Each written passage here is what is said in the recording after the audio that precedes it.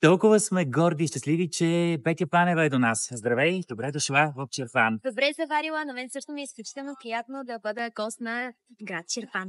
Какво означава за теб това? Да участваш в концерт като концерта "Гласът на младите българици"? Сигурност, на първо място, това е много отговорно, защото даваш пример на едни хора, които те първа израстват, те първа ще тръгват по своите пътища и трябва да дадеш добър пример. Да покажеш, че наистина всичко, с което се захванеш, има смисъл, ако се трудиш и ако полагаш много усилия, така че мога да кажа, че го приемам отговорно. Коя е каузата, която би искала да подкрепиш с това, което правиш най-добре? В твоята музика и твоя талант. Обикновено музиката винаги предизвиква много емоции, винаги кара хората и да се замислят, и да се така разтоварят с музиката. Това, което аз искам да дам като апел към младите хора, да правят това, което наистина идва от техните сърца и това, което наистина е тяхното призвание, с което искат да се занимават, да участват в каузи, които истински усещат, за да може да вложат сърце, душа и емоции и тогава нещата винаги се усещат и се получават. Как те вдъхновяват младите хора? Млади хора те очакват в момента в Чирпан. За мен винаги е голяма изненада, че определено много деца са фенове на народната музика, нали, в частност на мен, което е, как да кажа, ако бих го описала с една дума, това е надежда. Надеждата на българския фолклор, надеждата на България, така че, както предполагам, аз ги вдъхновявам, така и те мен. Думата е вдъхновение и надежда. Ако можеш да отправиш едно послание към публиката тази вечер, какво ще бъде то?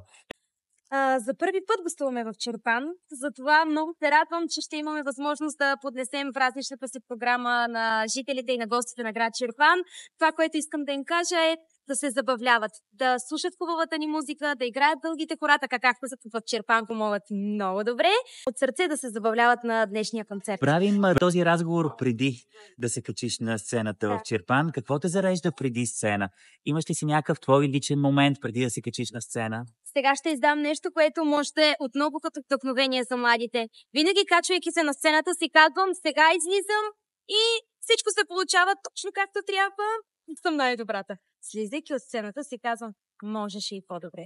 И винаги може по-добре. И е много важно човек да си дава сметка, да оценя какво е направил, какво не е направил, да подобрява това, което може и което е по силите му, разбира се. Така че, качвайки се си казвам, можеш, после си казвам, можеше и по-добре.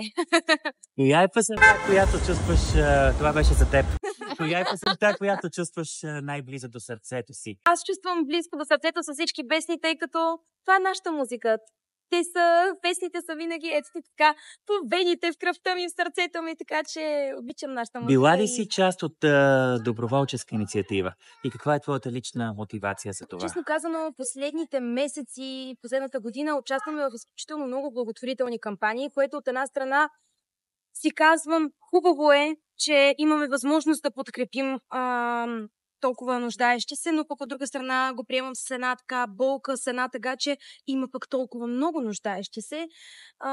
Но си казвам, че доброто е заразно и че щомто има толкова много хора, които се отзовават, ще има пък много по-малко, които да се нуждаят от помощ. Така че това са каузите, в които последно време доста се включваме.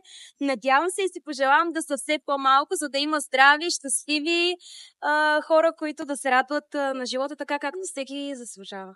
Как според теб артистите могат да насърчават младите хора да бъдат инициативни във важни каузи? Ами чрез личния пример.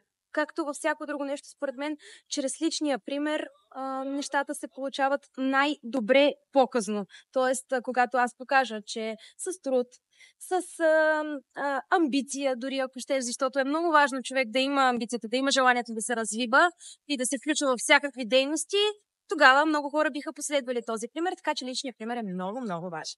Ако трябва да стартираш твоя доброволческа кауза, инициатива, каква ще бъде тя? Много би ми се искало да подкрепя, ако се захвана с такова нещо, да подкрепя семейства и най-вече жени, които преминават през периода, през който трудно се получава да съвременеят и така да се здобият със своя рожба. Така, приема го много лично. И често казано, ако бих направила такава доброволческа кауза, бих го направила с този апел и с така подкрепа към жените и семейства, които преминават през този нелек период. Какво би казала на всеки един млад човек, който не вярва, че може да промени нещо в своето обкръжение? Да вярва.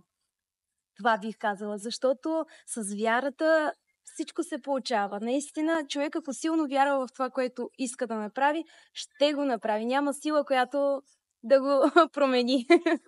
Много ти благодарим. И аз много И нямаме благодаря. търпение до момента, в който ти ще бъдеш на сцената на гласът на младите българи тук в Чирпан. Благодаря за поканата.